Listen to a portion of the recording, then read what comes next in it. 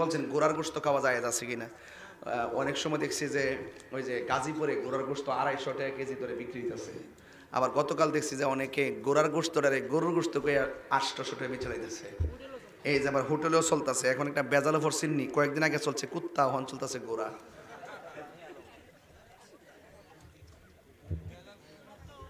ঘোড়ার গোশত খাওয়ার ব্যাপারে আমি স্পষ্ট বলি, রাসূল করিম সাল্লাল্লাহু আলাইহি সাল্লাম কোনো এক যুদ্ধের মধ্যে বিচ্ছিন্নভাবে অবস্থার আলোকে প্রয়োজন সাপেক্ষে ঘোড়া খাওয়ার অনুমোদন দিয়েছেন। প্রয়োজনে অনেক সময় অনেক কিছু বাধ্য জায়েজ হয়ে যায়, বুঝতে পারছেন। কিন্তু রাসূল করিম সাল্লাল্লাহু আলাইহি সাল্লাম ঘোড়া খাওয়ার ব্যাপারে বলছেন নাহা রাসূলুল্লাহ সাল্লাল্লাহু আলাইহি সাল্লাম আন লুহুমিল খাইলে ওয়াল বিগালে ওয়াল হামির। আল্লাহ রাব্বুল আলামিনের হাবিব ঘোড়ার গোশত খাওয়াকে হারাম নিষেধ করেছেন। আর সব কিছুর পর্যালোচনা করে রসুল যেহেতু এক জায়গায় খাওয়ার কথা বলছেন, আরেক জায়গায় নিষেধ করেছেন ইত্যাদি বেশি পর্যালোচনা করলে আমাদের ইমামে আজম আবু হানিফা রহমতুল্লাহ আলাইহি বলছেন ঘোড়ার গোশত খাওয়া হলে মাকরুহে তাহরিমা, সুতরাং খাওয়া যাবে না। আমরা এটার এবার আমল করব, ঘোড়ার গোশত কিনবো না, খাবো না, কাউকে উদ্বুদ্ধ করব না। কথা বলেন ঠিক কিনা? কবর জিয়ারত করার সময় কোন দিকে ফিরবেন? কবর দেওয়ার সময় কেবলার দিকে পিঠ রাখবেন আর কবর দিকে মুখ রাখবেন, ঠিক আছে ইনশাল্লাহ?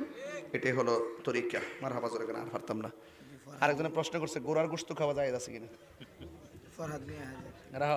এটা কইতাছি ফরহাদ মেয়ে দিব 1000 টাকা, লাল বানু দিচ্ছেন 500 টাকা, ইমন দিছে 2000 টাকা, নাসির মিয়া 500, মদিনা ডেকোরেটর 1000, হৃদয় মিয়া দিছে 1000, মুহাম্মদ আমির মিয়া নগদ দিল 1000 টাকা।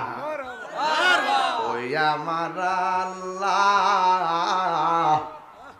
এই দানটুকুন তুমি কবুল কইরা আল্লাহ। নবী আমার এশকেরি দিবানা তোমরা জানো না, নবী আমার এশকেরি দিবানা। এই টাকা কার দিছে রে? মাহফিলো আমার দিছে কি লাগে ধর ফটো হয়ে দিলে পরে সমস্যা, ভিডিও করতেছে আমাদের। কত হইছে টোটাল? 15। এই যে 1000 ওখানে 1000, 14 হইছে। আরেকজন দেন 1000।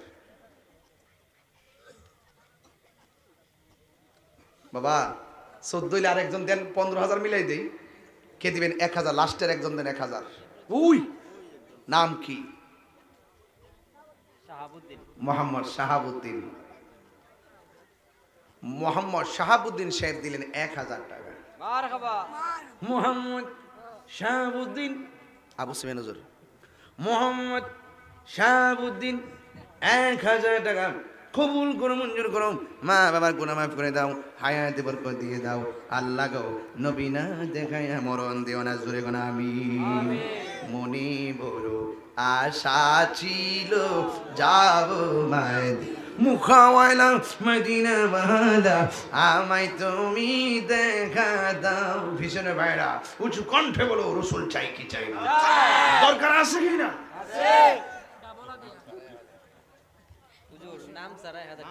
নাম সারা এক প্রবাসী ভাই দিলেন 1000 টাকা। আল্লাহ কবুল করো, মঞ্জুর করো। মা বাবার গুনাহ মাফ করে দাও, হায়াতে বরকত দিয়ে দাও। আল্লাহ গো নবী না দেখায় মরণ দিও না, জোরে করো আমিন। আমারই মতের নিদান কালে থাকিও নবী গো আমার সামনে, দেখিব আপনাকে আপন নয়নে। ইয়া রাসূলুল্লাহ ইয়া হাবিবাল্লাহ ইয়া রাসূলুল্লাহ ইয়া হাবিবাল্লাহ। মারহাবা মারহাবা। কত হইছে? পুস্টার হইছে নি? পুস্টার ওয়া পুস্টার উপর আরো পুস্টার হইছে। মারহাবা মারহাবা। তাহলে প্যান্ডেল হইলো, মাইক হইলো, পুস্টার হইলো, পুস্টারের বাইরে আরো 10000 টাকা হইল। আর যদি সিন্নি আছে, মানে সিন্নি কি সিন্নি?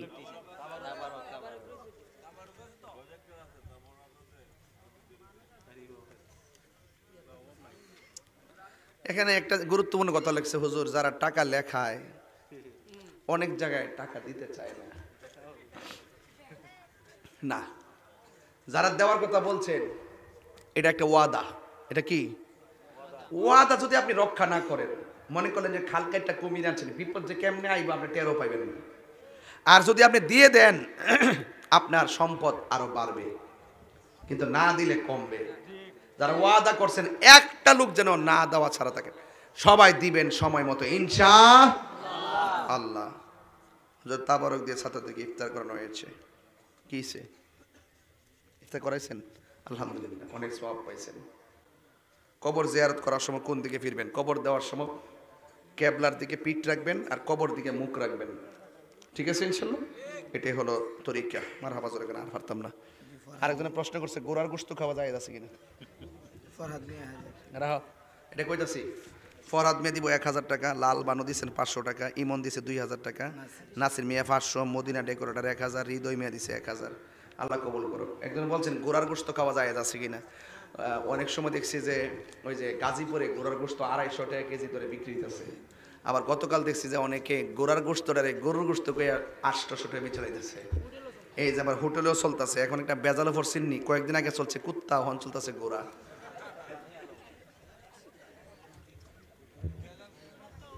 গোরার গোশত খাওয়ার ব্যাপারে আমি স্পষ্ট বলি, রাসূল করিম সাল্লাল্লাহু আলাইহি সাল্লাম কোনো এক যুদ্ধের মধ্যে বিচ্ছিন্নভাবে অবস্থার আলোকে প্রয়োজন সাপেক্ষে ঘোড়া খাওয়ার অনুমোদন দিয়েছেন। প্রয়োজনে অনেক সময় অনেক কিছু বাধ্য জায়েজ হয়ে যায়, বুঝতে পারছেন?